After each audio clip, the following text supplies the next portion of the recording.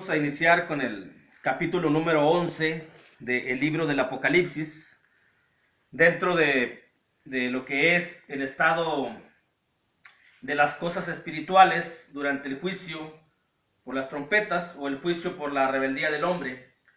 Y hoy vamos a entrar un poco más, el capítulo 11 nos enseña un poco más lo que está pasando con las cosas espirituales, con lo que es la adoración, con lo que es la iglesia, con lo que son los adoradores y con lo que es la palabra, enfocado un poco más en lo que es el Nuevo Testamento, ya que el Nuevo Testamento es quien rige, es la norma para llevar o para hacer la adoración que Dios demanda, que a Dios le gusta. La adoración ya no se hace una adoración como se hacía en la era de los patriarcas, tampoco en la era mosaica o en la era judaica. Ha cambiado y ese cambio lo muestra claramente el Nuevo Testamento. Y dentro de esa misma rebeldía del hombre, que vemos infinidad de denominaciones o de grupos religiosos, y cada quien adora como quiere, cada quien adora, cada quien agarra la Biblia y pone o enseña que de esa manera se debe de adorar, cuando hay una regla, hay una norma por la cual se debe de adorar, y eso también está dentro de la rebeldía del hombre. Y hoy vamos a empezar lo que es el capítulo 11, y vamos a ver solamente el versículo 1, y si hay tiempo, para no hacer muy grande el video, pues veremos el versículo 2 también. El estado de las cosas espirituales durante el juicio, dice 11, 1 y 2, como quiera voy a leer el 2 también. Entonces me fue dada una caña semejante a una vara de medir, y se me dijo: levántate y mide el templo de Dios y el altar y a los que adoran en él, pero el patio que está fuera del templo déjalo aparte y no lo midas, porque ha sido entregado a los gentiles, y ellos hollarán la ciudad santa 42 meses. Tenemos aquí 5 símbolos, al menos de entrada, 5 símbolos, 4 o 5 símbolos. La vara de medir, esto es la palabra de Dios y más el Evangelio, es decir, más el Nuevo Testamento. Porque por lo que hemos dicho ya, tenemos la vara de medir, que es el Nuevo Testamento. El templo de Dios es la iglesia. Cuando se escribe el Apocalipsis ya había sido destruido el templo en Jerusalén. Y desde la fecha hasta hoy, que han pasado más de 2000 años, o cerca de 2000 años, no se ha vuelto a construir. No se iba a dar una profecía de algo que no existía. Y por lo que nos enseña la Biblia, pues no será construido, porque la adoración ha cambiado. Ya no es una adoración en el templo físico. Ya no se adora a través de los holocaustos y de todos los sacrificios que se hacía. Hoy es una adoración espiritual. Es por ello que el templo de Dios es la iglesia de Cristo. El altar es la adoración que se hace. Debe ser una adoración conforme lo rige, lo norma o la regla o lo reglamenta el Nuevo Testamento, que es la vara de medir. Y los adoradores, los que adoran en él, que también son medidos por la palabra, que también hay una regla para todos los que adoramos. Tenemos que seguir esa regla si es que queremos estar dentro de esa medición. Esto es muy importante. Aquí vamos a ver quiénes agradan o quiénes agradamos a Dios, o quiénes estamos dentro de lo que es el templo, dentro, quién alcanza a entrar en esa medición. Y también lo que dice el versículo 2, pero el patio que está fuera del templo déjalo aparte y no lo midas, porque ha sido entregado a los gentiles, y ellos hollarán la ciudad santa 42 meses. Otros 2 símbolos, habíamos dicho 5, pero prácticamente son 6. 42 meses son toda la era cristiana. La última era, desde el Señor Jesucristo, es la era cristiana. Y el patio de los gentiles son aquellos cristianos que se hacen llamar cristianos, pero que no lo rige la palabra, o que no están de acuerdo a la palabra del Nuevo Testamento. Son cristianos nominales. La vara de medir es lo que es la palabra como norma, como regla, que mide que reglamenta pues lo que se debe de hacer. El templo de Dios obviamente es la iglesia de Cristo. Dice el libro, la carta de Pablo a los Corintios, en el capítulo 3,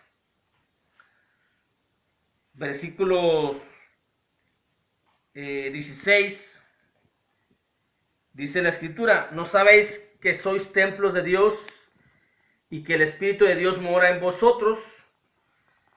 ¿No sabéis que sois templo de Dios y que el Espíritu de Dios mora en vosotros? Esto es la iglesia. Aquí en esta parte de la Biblia se refiere a la iglesia cuando habla de en plural, y que de acuerdo al contexto se está refiriendo que es la iglesia, es el templo de Dios donde se hace la adoración y donde también mora el Espíritu Santo. Ya más adelante, por ahí en el capítulo 6, menciona, pero ya en forma individual, como cada cristiano, cada creyente es templo del Espíritu Santo, porque el Espíritu Santo mora en el creyente de esa manera. Esa es la marca de Dios, ese es el sello que hemos recibido el Espíritu Santo en forma individual. Pero aquí no estamos hablando que la iglesia es el templo de Dios. La iglesia en su general, en su congregación, pues, es el templo de Dios. Allá en la carta a los Gálatas, en el capítulo 6, el versículo 15 y versículo 16, para poder entrar a la iglesia de Cristo, tiene uno que estar bautizado, tiene uno que bautizarse, y eso es cada uno. Como hemos dicho, es individual. La responsabilidad y las decisiones es individual. El apóstol Pedro dijo, cuando menciona ya en Hechos, cuando le dicen, entonces varones hermanos queremos, y Pedro le dice, bautícese cada uno para perdón de pecados. Y bautícese es tomar la decisión de ir y bautizarse por decisión propia. Es muy distinto que lo lleven a uno al bautismo cuando uno no sabe ni lo que está pasando. Me refiero al bautismo de los bebés, de los infantes, que realmente ese no es un bautismo cristiano, de acuerdo a lo que menciona la Biblia, porque Pedro dice, bautícese cada uno, tome la decisión cada uno, no que te lleven y que te bauticen. Ananías le dice al apóstol Pablo, y ahora, ¿por qué te detienes? Levántate, lava tus pecados invocando el nombre de nuestro Señor Jesucristo. Es decir, toma la decisión, ve tú por tus propios medios y bautízate. Para poder entrar a la iglesia de Cristo es necesario ser bautizados. Y cuando uno se bautiza, como hemos ya dicho en otros videos del propio estudio del Apocalipsis, cuando uno se bautiza, simboliza la muerte. La muerte es la sepultura, completos agua, sepultura, baja uno a la sepultura, resucita uno cuando lo sacan del agua y andas en nueva vida. Y eso la Biblia nos menciona que es ser una nueva criatura. Después del bautismo somos una nueva criatura. Y para poder entrar a la iglesia de Cristo es necesario ser una nueva criatura. Eso lo reglamenta el Nuevo Testamento. Dice Gálatas capítulo 6, versículo 15 y versículo 16. Porque en Cristo Jesús ni la circuncisión vale nada. Es decir, ya no es templo judío, el templo físico, porque la circuncisión ya no vale. Vuelvo a mencionar, porque en Cristo Jesús ni la circuncisión vale nada, ni la incircuncisión, sino una nueva creación, una nueva criatura. Por eso dice también la carta a los Corintios, porque si estáis con Cristo, nueva criatura es. Ya es uno una nueva criatura. Y a todos, dice el versículo 16 de Gálatas, y a todos los que anden conforme a esta regla, a esta norma, paz y misericordia sea ellos y al Israel de Dios. Y esto es lo que hace el Nuevo Testamento, es lo que hace la vara, la caña, la vara de medir, que rige, que reglamenta, que pone como norma. Primero va a medir a los que pertenecen a lo que es la iglesia de Cristo. Y para que puedas estar dentro de esa medición, tiene la persona que ser bautizada para ser una nueva criatura. Una nueva criatura, se debe de entender que una nueva criatura es una criatura espiritual. Pasas de muerte a vida. La vida está dentro de la iglesia. Pero hay un límite. Por eso es la caña, por eso es la vara de medir. Hay un límite que va midiendo. Dice, de aquí hay un límite donde entras a la iglesia cuando te bautizas. Y mientras no lleves los reglamentos, las normas del Nuevo Testamento, estás fuera. Este pasaje es muy importante tanto para los miembros de la Iglesia de Cristo, porque también se reglamenta a la Iglesia de Cristo, a los adoradores, su conducta, su comportamiento, su estilo de vida también. No estamos exentos en este juicio. Y esto nos va a ayudar mucho para tener una mejor conducta dentro de nuestra vida cristiana, para estar dentro de esa medición, para no quedar fuera de la medición. Hemos recibido el Espíritu Santo, hemos sido sellados. El propósito del sello y el propósito de la medición, el propósito es la misma, solamente que somos sellados por el Espíritu Santo, pero somos medidos o somos reglamentados por la palabra de Dios, teniendo el mismo propósito, hacer la diferencia entre cristianos espirituales a cristianos nominales, que son los gentiles. Los gentiles son los cristianos que se hacen llamar cristianos, pero solamente son de nombre, porque no obedecen lo que es el Nuevo Testamento. Para medir la adoración, lo que es el altar, es la adoración en el Nuevo Testamento. Para medir la caña, la vara de medir tiene que medir o tiene que reglamentar lo que es la adoración. Y si no se hace conforme a lo establecido en el Nuevo Testamento, que son las palabras de nuestro Señor Jesucristo. El Antiguo Testamento es bueno, el Antiguo Testamento es palabra de Dios, pero nos sirve como base, nos sirve como consejo, nos sirve como advertencia, nos sirve como enseñanza, nos da una enseñanza muy grande, y en ocasiones nos sirve como complemento también de lo que es el Nuevo. Pero la regla, la norma para la adoración a Dios está en el Nuevo Testamento. Esa es la vara de medir. Porque no vamos a mezclar adoración del antiguo con el nuevo. Tampoco estamos en la era patriarcal para adorar como los patriarcas. En su casa, cada quien con su propia familia.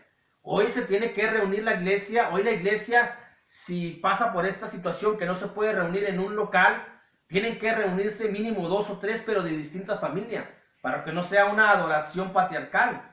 Tampoco estamos en la adoración judaica. No vamos al templo y llevamos los animalitos para que los sacrifiquen. Hoy estamos en una adoración espiritual, y esa adoración la rige, pone la normativa el Nuevo Testamento, que son 5 actos que se debe de hacer dentro de la adoración. En el libro de los Hechos, capítulo 20, versículo 8, versículo 7, Hechos 27, dice la Escritura: el primer día de la semana, reunidos los discípulos para partir el pan, Pablo les enseñaba habiendo de salir al día siguiente, y alargó el discurso hasta medianoche. El primer reglamento que pone la Escritura es participar de la cena del Señor, de la comunión, es decir, del pan y del fruto de la vid, cada primer día de la semana. Los cristianos nominales, algunos lo hacen cada mes, algunos lo hacen cada año, porque no están reglamentados por el Nuevo Testamento. Por eso la Escritura los menciona como gentiles, es decir, como cristianos que tienen el nombre, pero que no entran en esa medición, porque adoran y hacen las cosas como quieren, no como está reglamentado en el Nuevo Testamento. El Nuevo Testamento es muy claro y se debe de obedecer si quiere uno estar dentro de esa medición, dentro de lo que es la iglesia, dentro de donde Dios está poniendo un límite para los que no son parte de Él y los que somos parte de Él, al menos en este momento. Y lo primero que dice es de cada primer día de la semana, reunidos los discípulos para partir el pan. La reunión, el servicio de adoración a Dios es cada primer día de la semana, y lo primero que incluye y que es lo más importante es partir el pan, la comunión con nuestro Señor Jesucristo. Dice el Señor Jesucristo: lejos de mí nada podéis hacer. Y para estar con Jesús hay que participar de la comunión de nuestro Señor. Y como regla y como norma debe de ser cada primer día de la semana, lo que es la cena, y también lo que es